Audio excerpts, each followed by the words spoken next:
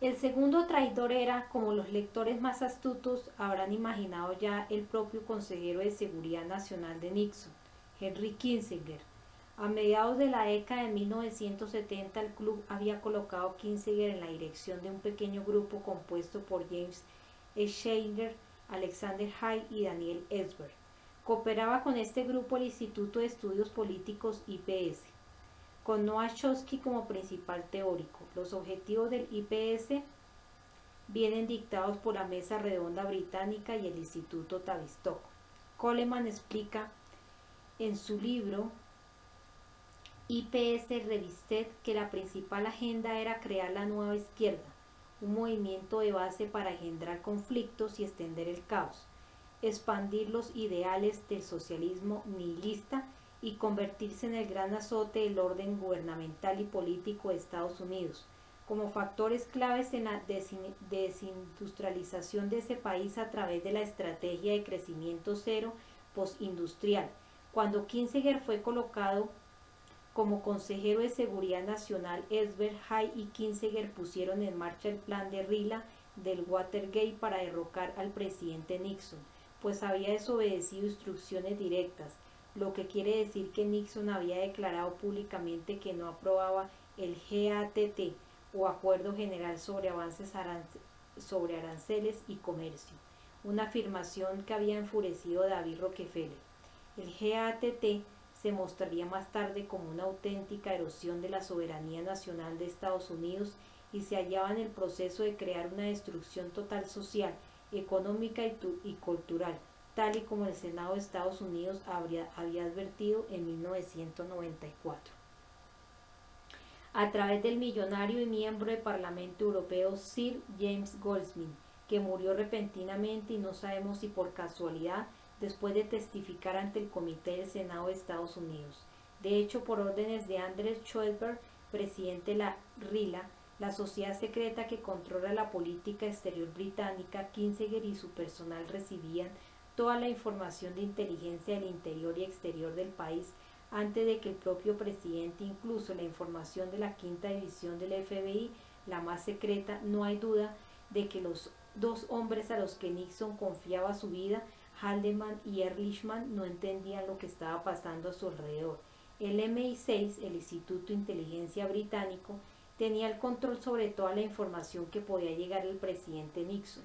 Coleman concluye que con estos métodos Kissinger se impuso a la presidencia de Nixon y después de que Nixon fuese deshonrado y defenestrado por el grupo de Kissinger, este emergió con poderes enormes como nunca se había visto antes o después del Watergate. Con la dimisión de Nixon, el Club Bilderberg consiguió por fin tener a su presidente en el cargo, Gerald Ford, perteneciente al Bilderberg y al CFR, seda la nueva marioneta del nuevo orden mundial movida por Henry Kissinger, agenda de David Rockefeller, que a su vez estaba al servicio del club y del Comité de los 300. Poco después de la caída de Nixon, el nuevo presidente Gerald Ford puso su sello de aprobación a la política exterior de Kissinger. Gary Allen en su libro El expediente Rockefeller escribe: el presidente Ford dio su aprobación a la política exterior que había diseñado el secretario de Estado Henry Kissinger. Su objetivo era establecer una suerte del gobierno mundial antes del final de la década de 1970. Mediante la demanda de una estrategia global sobre los alimentos y el petróleo dentro de la estructura de las Naciones Unidas, el presidente firmó su aceptación del nuevo orden internacional que había estado persiguiendo Kissinger. La creación de Bill Clinton. Como anécdota final, cabe decir que el presidente Bill Clinton fue ungido como candidato a la presidencia en la conferencia de Bilderberg de 1991 en Baden-Baden, a la que asistió, lo que es completamente desconocido para la mayor parte de los Estados Unidos y los medios de comunicación del mundo, es que Clinton hizo un inesperado viaje a Moscú directamente desde el encuentro Bilderberg. El martes 9 de junio se entrevistó durante 1 hora y media con el ministro de Interior soviético Vadim Bakatin. El señor Bakatin, ministro en el condenado gabinete del presidente Mikhail Gorbachev, se hallaba inmerso en la campaña de la enconada elección presidencial que tendría lugar solo 6 días después, pero aún así dedicó 1 hora y media de su apretada agenda al desconocido gobernador de Arkansas. ¿Por qué? La carrera posterior del señor Bakatin puede darnos una pista. Aunque Gorbachev perdió las elecciones, Bakatin, considerado un reformador, fue recompensado por el presidente Yeltsin con un cargo preferente en la KGB. Podría ser el presidente Clinton fuese enviado directamente a Moscú por el Club Bilderberg para conseguir que enterrasen los informes del KGB sobre la juventud del propio Clinton y sus actividades en contra de la guerra del Vietnam 2 meses y medio antes de anunciar su candidatura a la presidencia. Uno de los pocos periódicos estadounidenses que cubrió esta historia fue el Arkansas Democrat, que la tituló "Clinton tiene un poderoso amigo en la Unión Soviética, nuevo jefe del KGB". No sorprenderá, por lo tanto, que según fuentes de la inteligencia, el presidente Clinton, arropado por los Bilderbergs, prometería al presidente Yeltsin que después de haber ganado las elecciones de los Estados Unidos, los barcos de guerra rusos obtendrían combustible y otros privilegios portuarios en todas las zonas navales estadounidenses. Según Rick Lasse, los planes de los Bilderberg no se limitan al establecimiento de un nuevo orden mundial y el control semisecreto entre los bastidores de toda la humanidad. Sus planes incluyen el dominio total del planeta, incluida su atmósfera, océanos, continentes y todas las criaturas, sean grandes o pequeñas y ya existentes o por crear. Samuel Berger, ex consejero de Seguridad Nacional de Bill Clinton, dijo recientemente en el Instituto Brookings que la globalización económica, cultural, tecnológica y política no es una elección, es un hecho que ya está sucediendo, es una realidad que avanzará inexorablemente con o sin nuestra aprobación, es un hecho que a veces ignoramos con el consiguiente peligro para nosotros. Eso es cierto, como me dijo una vez Jim Tucker, Dios puede haber creado el universo, pero en lo que respecta al planeta Tierra, el mensaje del Club Bilderberg a Dios es sencillamente este: gracias, pero a partir de ahora nos encargaremos nosotros. El Club Bilderberg desenmascarado. Por otra parte, Thomas Jefferson, uno de los padres fundadores de la democracia de Estados Unidos, lo definía de la siguiente manera: ciertos actos de tiranía pueden describirse a la opinión occidental de un día, pero toda una serie de operaciones que empezaron en un periodo concreto y que se mantuvieron inalterables, con todos los ministros presidentes existentes, demuestran demasiado claramente que existe un plan sistemático y deliberado para reducirnos a la esclavitud. Esta estrategia corporativa en su forma global es en palabras que pronunció David Rockefeller en el encuentro Bilderberg de junio de 1991 en Baden-Baden, Alemania. La soberanía supranacional de una élite intelectual y banquera es absolutamente preferible a la autodeterminación nacional practicada durante los siglos pasados. Tal estructura funciona mediante los mismos mecanismos financieros y comunicativos que pusieron a Tony Blair y George Bush Jr. en el poder, dándoles la mayoría de votos. Las corporaciones transnacionales han llevado a cabo una publicidad muy potente y han financiado a estos líderes políticos para asegurarse la cautividad de los estados. Los gobiernos ya no pueden gobernar para el interés común sin infringir las nuevas leyes de comercio e inversión que solo benefician a las corporaciones transnacionales, como se lee en Why is There a War in Afghanistan de John McCurdy en el fórum sobre cómo debería responder Canadá al terrorismo y a la guerra, 9 de diciembre de 2001. Lo que me sorprende más es por qué los demás no ven este peligro. Se debe a que el conocimiento conlleva una responsabilidad y clama por una respuesta decisiva. Si somos conscientes de que de hecho existe un poder mucho más potente que la presidencia elegida democráticamente, una autoridad moral más poderosa que el Papa, más omnipotente que Dios, un poder invisible que controla el aparato militar mundial y el sistema de inteligencia, que controla el sistema bancario internacional, que controla el sistema propagandístico más eficiente de la historia, debemos concluir forzosamente que la democracia es en el mejor de los casos una ilusión y en el peor el preludio de una dictadura que se conocerá como nuevo orden mundial que nos conducirá a una esclavitud total. Michael Thomas, un banquero de inversiones de Wall Street que alcanzó fama mundial como escritor y como el analista más incisivo de la etapa Reagan-Bush, dijo en una ocasión: si los Bilderbergs parecen ahora más discretos que nunca, es en otras razones, porque sus propuestas llevadas a cabo por sus serviles agencias como el Fondo Monetario Internacional y el Banco Mundial han causado más devastación en los últimos años que todos los desastres de la Segunda Guerra Mundial juntos. El funesto resultado, escribe el ex periodista de la BBC Tony Gosling, en una visión de la democracia occidental subvertida, en que las personas que toman las decisiones se ponen de acuerdo no para cosas que son importantes para la gente ordinaria, justicia social, interés común y calidad de vida, sino para reforzar la austeridad económica y conseguir aún mayores ganancias para la élite empresarial y política. Con toda la evidencia en sus manos, la mayoría aún cree que tiene demasiados problemas personales para molestarse con teorías conspirativas. Eso es exactamente lo que Tavistock perseguía. Acorralados por el caos, reaccionamos como lo hizo Nixon cuando fue aislado, confundido y después destruido por los planificadores de la globalización, desmoralizados y confusos, con poca autoestima, con un futuro incierto. La gente es mucho más proclive a aceptar la aparición repentina de un Mesías, un nuevo orden que promete la eliminación de las drogas, la pornografía, la prostitución infantil, el crimen, las guerras, el hambre y el sufrimiento, y que garantiza una sociedad bien ordenada en la que la gente vive en armonía.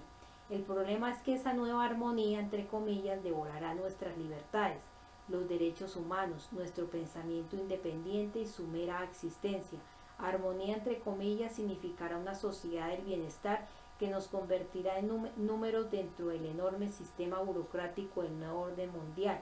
Los no conformistas, como yo mismo, seremos barridos con la simple pulsación de una tecla del ordenador, internados en uno de los más de 600 campos de concentración que ya están en pleno funcionamiento en la actualidad en los Estados Unidos, a no ser que la gente del mundo libre, o lo que queda de él, la resistencia leal, se levante para defender los ideales nacionales en vez de dejarlos en manos de los gobiernos, los representantes de la Comisión Europea, las Naciones Unidas y la realeza, que ya nos han traicionado. Esos elegantes y siempre correctos miembros de las familias reales europeas, sus educadas damas y gallardos caballeros que han trocado sus reales vestiduras por trajes de 3 piezas, son en realidad completamente despiadados. Usarán el sufrimiento de las naciones y su riqueza para proteger su privilegiada forma de vida. Estas fortunas de la aristocracia están inextricablemente relacionadas y entretejidas con el tráfico de drogas, oro, diamantes y armas, con los bancos, el comercio y la industria, con el petróleo, los medios de comunicación y la industria del entretenimiento. ¿Cómo podemos verificar estos hechos? Es virtualmente imposible penetrar en el Club Bilderberg. Algunas de las pruebas no están a nuestro alcance porque la información sale directamente de los archivos de inteligencia y solo una minoría privilegiada puede verlos. No espere nunca que los medios de comunicación mencionen la conspiración en los telediarios de la noche. La prensa está totalmente bajo el control de las hermosas damas y caballeros que dedican la mayor parte de su tiempo a empresas filantrópicas. La mayoría de la gente cree que como no puede ver una motivación detrás de las cosas que he descrito, como todo esto no aparece en las noticias, debe de tratarse de una más de las muchas teorías de la conspiración a la que despreciar, frecuentemente ridiculizar y finalmente rechazar. La gente quiere pruebas definitivas y eso es lo más difícil de conseguir. Eso es lo que el Instituto Tavistock ha hecho con la raza humana. El nuevo orden mundial ha neutralizado la única amenaza real que las sucias masas, es decir, nosotros, hemos podido poner a sus planes. Este libro puede ser una excepción. Su objetivo es quitarle la máscara al nuevo orden mundial para mostrarlo como realmente es. En este libro hay muchos documentos y fuentes que pueden verificar al menos parte de los hechos y que dejarán al lector inteligente preguntándose si ahí detrás hay más de lo que se ve a simple vista. La siguiente información es fruto de muchos años de investigación, de miles de documentos y fuentes consultadas. Algunas personas increíblemente valientes han arriesgado su vida y otros han muerto intentándolo, para tener acceso a parte del material en el que se detalla el terrible futuro que nos espera. Capítulo 2. El Council of Foreign Relations, CFR. La Comisión Trilateral no dirige secretamente el mundo. Eso lo hace el CFR, señor Winston Lord, presidente del CFR en 1978 y asistente del secretario de Estado de los Estados Unidos. Durante mucho tiempo el club y yo hemos estado jugando al escondite. Habitualmente realizo mis investigaciones sobre este grupo de manera absolutamente discreta. Sin embargo, una vez al año salgo de mi escondite y penetro en la boca del lobo. La reunión internacional de los amos del mundo, en la que los únicos periodistas invitados son los adeptos, es demasiado tentadora para mí, así que Stresa, Italia, era mi próximo destino. Para acceder a este tranquilo pueblo turístico que vive de jubilados alemanes, de pieles quemadas por el sol, y británicos e irlandeses incapaces de hablar otra cosa que no sea su idioma, se debe volar hasta el aeropuerto internacional de Malpensa en Milán. Me gusta Milán, puedo imaginar en el hueco de la vocal que separa la M de la L, una réplica en miniatura de su famosa catedral, la humedad de sus puestas de sol en primavera, los ecos de las pisadas marcando un ritmo estacato en sus plazas adoquinadas. Así que me sentía feliz de volver a esa ciudad, de caminar en dirección opuesta a las hordas de turistas que ya regresaban a sus hogares, turistas incapaces de apreciar la elegancia de la ciudad y su esplendor oculto. Mientras recorría la terminal del aeropuerto, mi mente deambuló, soñolienta, sobre algo que había leído en la revista del avión, un sencillo artículo sobre Novodevichy o el convento de las nuevas doncellas, el cementerio más reverenciado de Moscú. El artículo se veía forzado a compartir el espacio de la página con una mujer fatal con un escotado vestido rojo que se llevaba una botella de licor celestial a sus húmedos y carnosos labios, y una útil lista de visitas imprescindibles elaborada por el Departamento Ruso de Turismo. Entre lo más destacable, el mausoleo de Lenin, el cuartel general de la KGB en Lubyanka y el GUM, el centro comercial más grande del mundo. Novodevichy, algunos de los escritores y poetas rusos más venerados están enterrados allí. Chekhov fue uno de los primeros en residir en el lugar en 1904 y los restos de Gogol fueron trasladados allí desde el monasterio de Danilov poco después. Los escritores del siglo XX, Mayakovsky y Bulgakov, están sepultados en él, así como los reconocidos directores y fundadores del Teatro del Arte de Moscú, Nemirovich, Nachenko y Stanislav Lavisky. Pensé en la ulterior impredecibilidad del futuro. El pasado era para mí no una rígida sucesión de hechos, sino algo así como un almacén de imágenes recordadas y pautas ocultas que contienen la clave del misterioso diseño de nuestra vida. Visité en mi imaginación la tumba de Gogol, simbólicamente vinculada a la del otro famoso escritor Bulgakov, autor del Maestro y Margarita. La tumba de Gogol fue en un momento dado trasladada dentro del mismo cementerio Novodevichy. En el traslado se renovó parte de la piedra original, quedando una gran losa almacenada durante años, hasta que la esposa de Bulgakov la vio y la incorporó a la última morada de su esposo. Más tarde se descubrió que aquella piedra había pertenecido a la sepultura de Gogol. Belleza y luminosidad por un lado, meditación filosófica por otro. Bueno, sería tan amable de acompañarnos, por favor. Una vez una voz aguda y penetrante dispersó mis pensamientos que fluían, plácidamente y sin propósito, por los confines de mi imaginación. Alcé la vista. Un tipo embutido en una gabardina se dirigía hacia mí. Me sorprendió su atuendo, considerando que el cielo era de un azul muy intenso. Entre los pliegues de su gabardina pude ver el brillo de una arma automática. Como la estrella invitada de un espectáculo de feria rodeado de jorobados, enanos y mujeres barbudas, este insignificante hombre con comparsa perfecta en cualquier carnaval invadió mi espacio personal, chasqueó los talones y se llevó 2 dedos a la frente presentándose a sí mismo. Soy el detective fulanito de tal, dijo. en un perfecto tetrámetro iámbico. Haga el favor de acompañarnos si no le importa. Una intensa sensación de tragedia anunciada, o más exactamente una sombra pesada, se cernió sobre mi mente recordándome el peligro que envolvía mi forma de ganarme la vida. El detective y yo, flanqueados por dos guardias locales y un agente de narcóticos con un Doberman, entramos en una diminuta sala de detención donde agentes de aduanas y guardias de seguridad solían zarandear a pequeños y grandes delincuentes esperando la recompensa de sus rivales de Lampa. La sala albergaba un escritorio absurdamente ancho y cerca de él una mesa baja con una lámpara.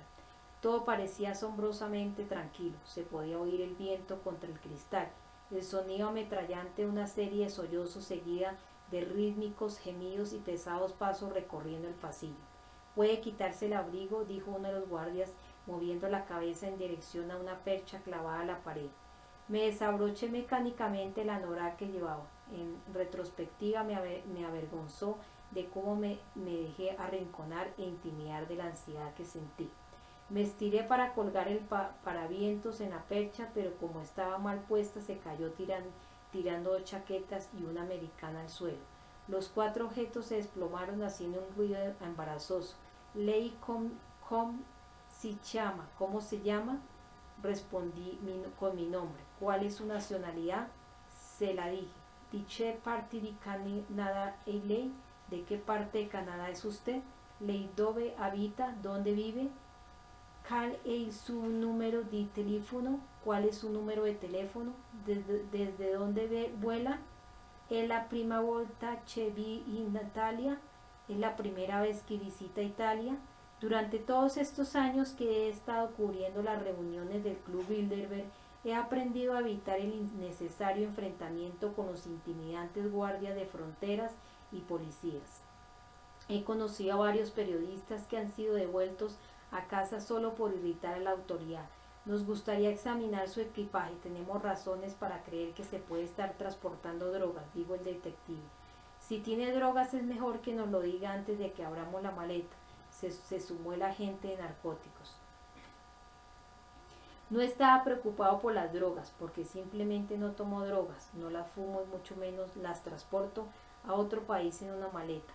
Sin embargo, estaba cubriendo el encuentro anual del Club Bilderberg y mi nombre era conocido por todas las divisiones del servicio secreto, desde el Mossad al KGB, del MI6 a la CIA. Todos los periodistas que cubren estos encuentros secretos anuales son fotografiados, se registran sus datos personales y toda esa información pasa de la Interpol, controlada por los Rockefeller, a todas las agencias de protección internacional. No sería la primera vez que alguien intentaba comprometer mi seguridad en mi seguridad. En Toronto en 1996, un agente encubierto intentó venderme un arma robada. En Sintra en 1999 me enviaron a la habitación del hotel a una mujer que había sido programada mediante técnicas de hipnosis y lavado de cerebro con el mandato de desnudarse y tirarse inmediatamente por la ventana. Después de recibir una cierta llamada telefónica, su intención era acusarme de asesinato. Es una técnica más habitual de lo que pensamos en las luchas de poder de los grandes. Por suerte para todos, rechacé sus insinuaciones. No me pregunten por qué. Una de las habilidades que he desarrollado siguiendo a los Bilderberg por todo el mundo es el sexto sentido. Sonidos extraños en el coche, ruidos repetitivos, caras que me suenan familiares, amigos repentinos que se ofrecen para ayudar. Uno aprende a ir con cuidado. Había algo fuera de lo normal en la conducta de esa mujer, demasiado voluntariosa, demasiado forzada. Su lenguaje corporal no coincidía con su lenguaje verbal. Pensé, eso es. Lo que me llamó la atención fue su aparente falta de coordinación entre su cuerpo y su discurso. Cuando oí los golpes en la puerta pensé que era el servicio de habitaciones, con el pollo con almendras y la tarta de manzanas que había pedido para cenar. En vez de eso, al abrir la puerta me encontré con una mujer escultural, con el pelo largo, negro y rizado y unos ojos verdes que parecían embotellar rayos de luna. Daniel, por fin te encuentro, me dijo mientras se deslizaba dentro de la habitación. Confía en mí, necesitaba verte, estoy obsesionada contigo y apoyándose ligeramente sobre la mesa de madera que estaba ahora enfrente de mí, fue deslizándose suavemente las manos por las curvilíneas caderas, mientras hacía subir y bajar la seda de su vestido rojo para dejarme ver sus muslos envueltos en encaje negro.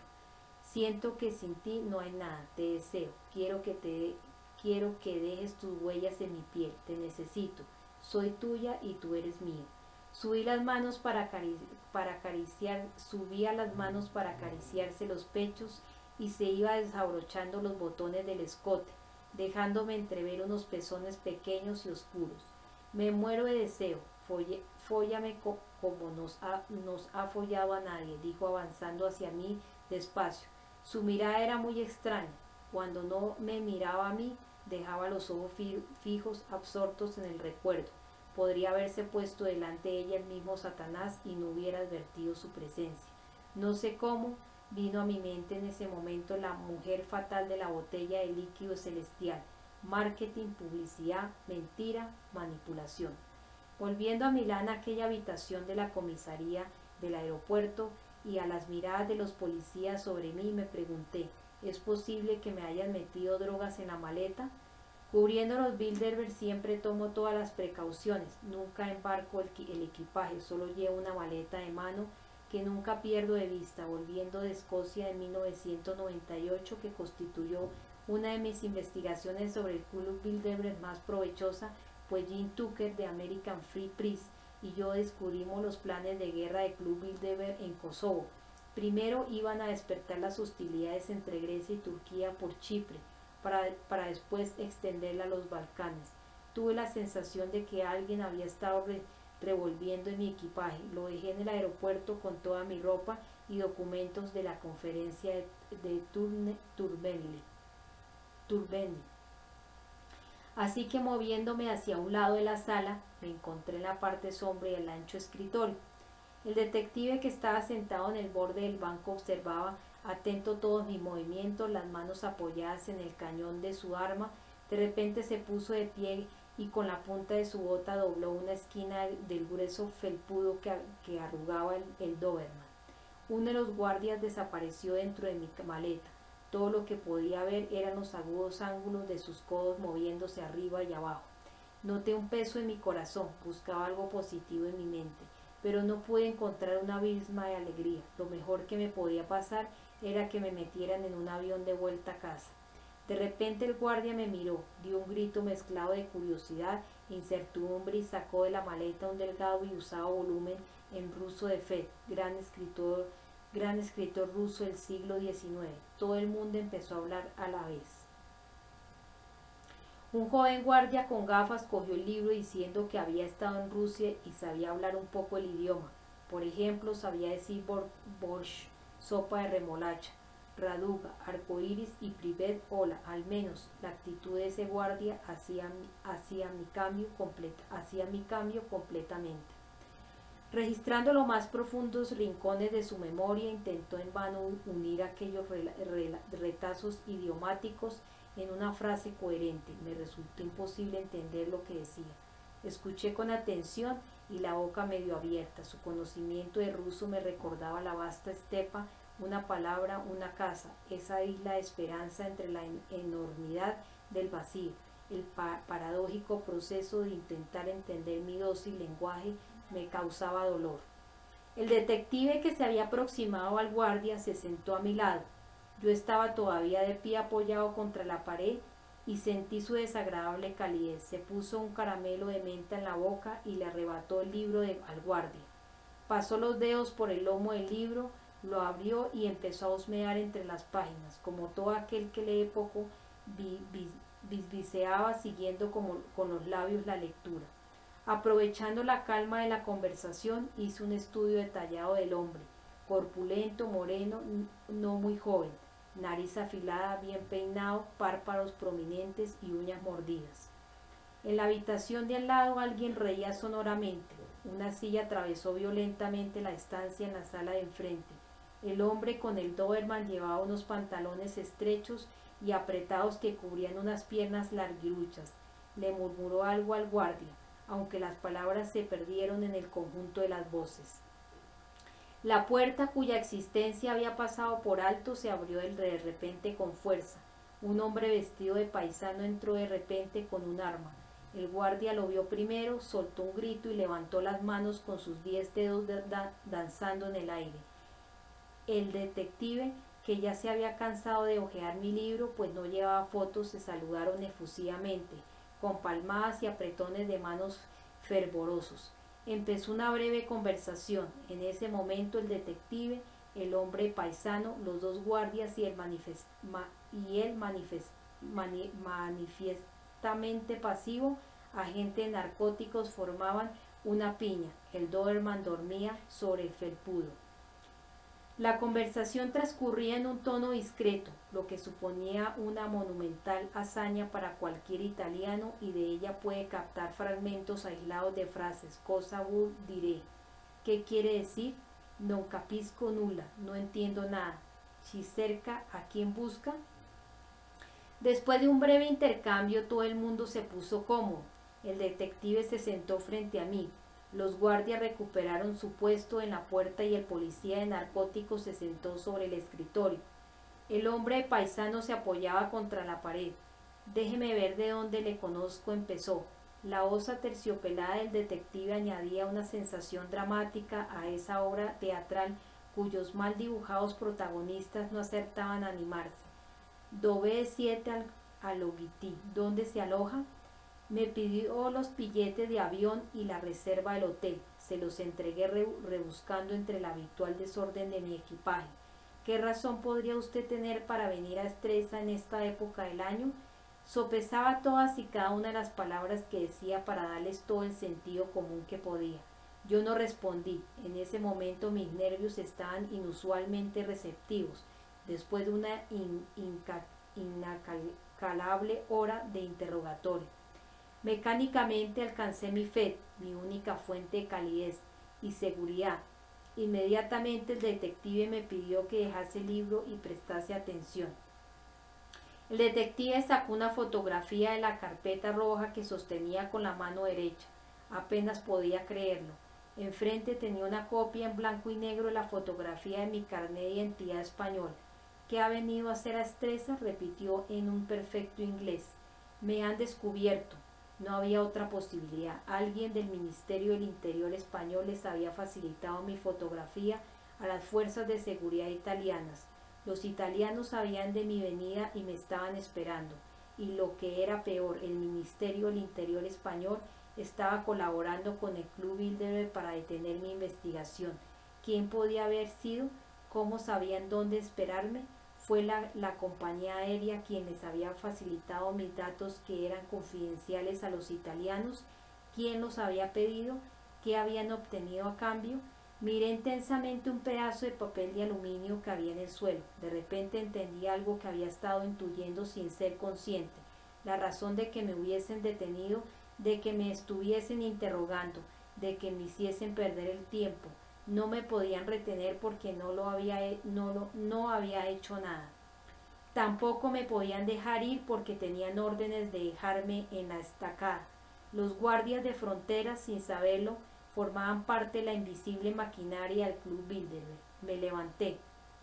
Señores, dije, tienen dos opciones: o me detienen y me imputan algún cargo o me dejan ir. Se ha acabado esta mascarada. Ustedes saben perfectamente por qué estoy aquí y yo sé que ustedes saben que conozco su juego. Me fijé en la sombra que proyectaba el trozo de papel de aluminio del suelo, hastiado de todo aquello, enfadado de mí, del mundo, de que la gente no supiese nada, de que no quisiese saber nada, de que no les importase nada. Intenté fundir aquel objeto insignificante en la ordenada existencia del momento. De nuevo discutieron entre todos el próximo movimiento. Sin embargo, ahora ya sabía que en unos minutos un coche me estaría llevando a las orillas del lago Magir, a Estresa y a la conferencia anual del Club Bilderberg. Allí me encontraría con un grupo de investigadores indomables, mis amigos, personas que contra todo pronóstico se las había arreglado para llegar a esa perdida ciudad. Pocos sabían las adversidades que habían tenido que superar para conocer el plan maestro para el gobierno mundial del Club Bilderberg. Queda usted libre para irse, señor Stulin, dijo el detective, pero recuerde, sabemos dónde encontrarla, ahora está en Italia. Si se mete en algún problema irá para la cárcel, eso se lo prometo. Recogí mi maleta, metí mi libro en uno de los bolsillos laterales y dije, Das Svinadia Daragoy, adiós amigo.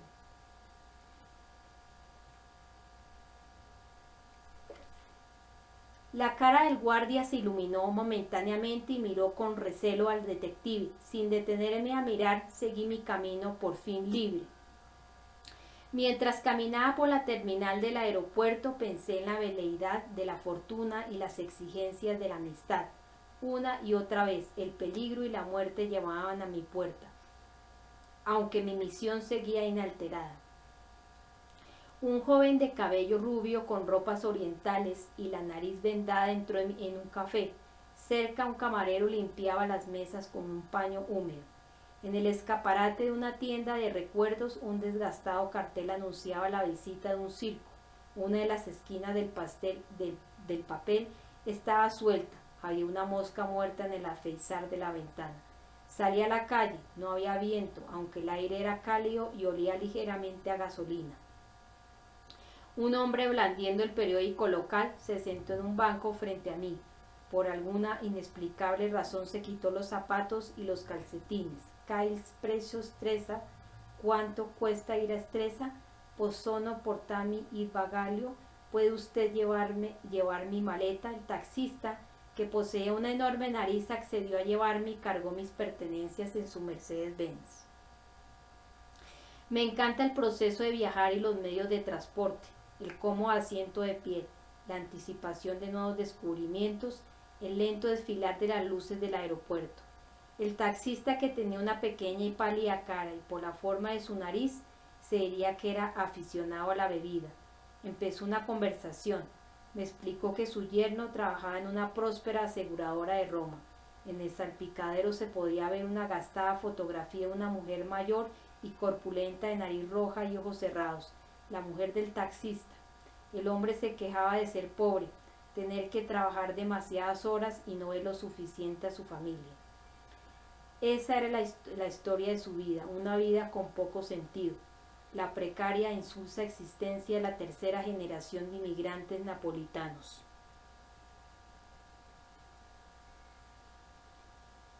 En algún recóndito compartimiento de mi mente podía oír el intrincado sonido de su parloteo. Sin embargo, el resto de mi conciencia había pasado a otro mundo, mi tan preciado universo privado. Alguien dijo una vez que escribir no es estar ausente, sino adquirir la ausencia, ser alguien para después irse, dejando solo trazas. Sé mi amor y mi vida, tú eres mi cielo y mi infierno, solo podría ser ambos, tú eres mi felicidad, mi vida entera, aunque también el encuentro violento entre dos lenguajes, porque el lenguaje, incluso la más brillante lengua, es una especie de sinrazón, el gemido al que aspira la más perfecta felicidad. No porque nuestra felicidad esté condenada o porque el destino sea injusto, sino porque la felicidad es inteligible, solo bajo la amenaza tan inteligible como su propia amenaza. Intenté concentrarme en lo que me estaba esperando en Stresa. Días de 22 horas de trabajo, llamadas para comprobar fuentes, ser continuamente seguido por el servicio secreto, amenazas, registros no autorizados, reuniones y más reuniones con aquellos pocos valientes que amenazaban revelar los preciosos secretos del Club Bilderberg y su diabólico plan. Pero simplemente no podía concentrarme. Me venían a la mente incoherentes imágenes del más intenso honor moral, esclavitud total, hambrunas provocadas por el ser humano que se llevaban millones de vidas a la tumba, sufrimiento más sufrimiento, un sacrificio inhumano indescriptible. ¿Por qué? ¿Es posible que alguien pueda infligir tanto mal solo por su propio beneficio? Luchaba para no derramar lágrimas mientras recordaba que la búsqueda de la verdad es una reivindicación de la decencia a expensas de la crueldad. Pensé en un final feliz para un cuento, aún por escribir, sobre el paraíso perdido, nuestro afligido mundo. ¿Cómo sería que se disipase la felicidad para siempre? El paraíso y su pérdida se complementan. No solo es cierto que los paraísos son siempre paraísos malogrados, sino que también es indudable que no hay Edén sin su pérdida. Si no puedes perderlo, no se trata de un paraíso. Bilderberg, una metáfora del miedo, la imagen misma de la locura. Más allá de todo, está la comprensión, por supuesto, de que el tiempo y el espacio, como el amor y la muerte, nos alteran y nos afirman, se nos pegan y nos exploran, implican lo irrevocable y nos convierten en lo que somos. ¿Qué es el tiempo sino un pasaje brutal, una decadencia y una forma de conciencia? El nacimiento de la conciencia que se sabe temporal, y menos aún entiendo cuál es el propósito de un destino que se empeña en unir mi vida a la del Club Bilderberg. No debería sorprendernos el hecho de que exista a nivel internacional una organización equivalente al Club Bilderberg. Este grupo se llama a sí mismo CFR, es decir, Council on Foreign Relations, Consejero de Relaciones Exteriores. El CFR forma parte de un grupo internacional ya citado y se llama Roundtable o Mesa Redonda. Otras de sus sucursales son el Royal Institute of International Affairs del Reino Unido y los Institute of International Affairs de Canadá, Australia, Sudáfrica, India y Holanda, y los Institute of Pacific Relations de China, Rusia y Japón. El CFR tiene su cuartel general en la ciudad de Nueva York, en el edificio Harold Pratt House, una mansión de 4 pisos en la esquina de Park Avenue y la calle 68, que fue donada por la viuda del señor Pratt, heredera de la fortuna de la Standard Oil Rockefeller. El CFR se compone de aproximadamente 3.000 miembros de la élite de poder estadounidense. Aunque el CFR tiene mucha influencia en el gobierno, son muy pocos los americanos medios que conocen su existencia. En realidad menos de uno de cada 10.000 y muchos menos aún son conscientes de su propósito real.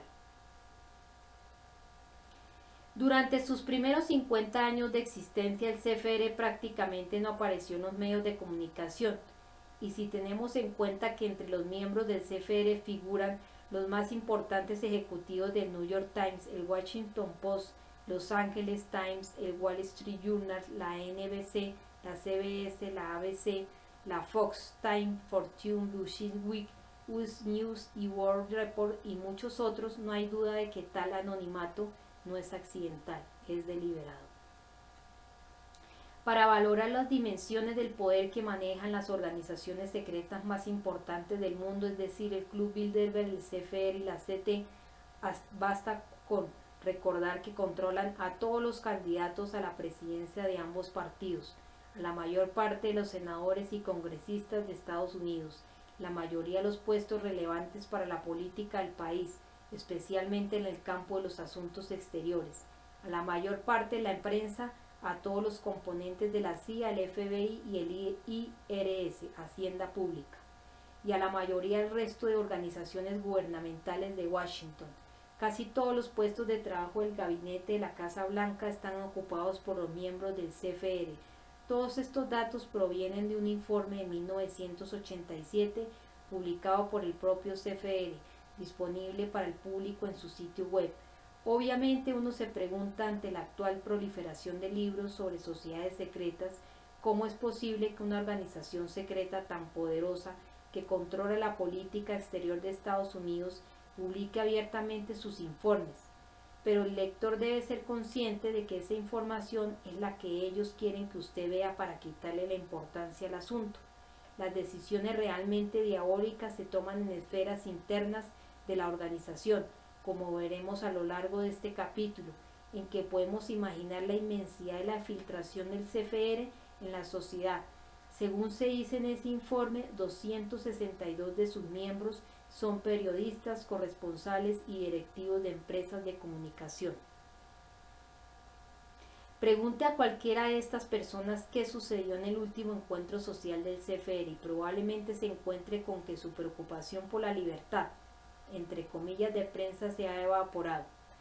Katharine Graham, la legendaria editora del Washington Post, por ejemplo, afirmó en un encuentro de la CIA, una organización que ha estado bajo el control virtual del CFR de su creación, entre comillas, hay algunos sobre nosotros que el público no necesita ni debería saber.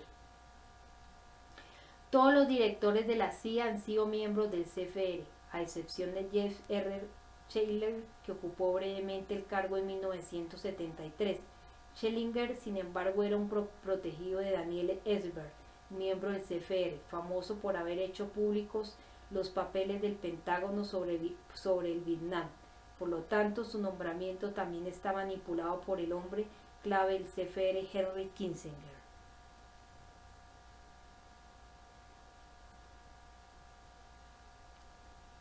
Cada 4 años los estadounidenses tienen el privilegio de escoger a su presidente. En 1952 y 1956, Adlai Stevenson, miembro del CFR, se enfrentó a Eisenhower, también miembro del CFR. En 1960 la batalla la libraron Nixon, miembro del CFR, y Kennedy, también miembro del CFR. En 1964, el ala conservadora del Partido Republicano dejó aturdida al estamento del poder, nominando como candidato a Barry Goldwater por delante de Nelson Rockefeller.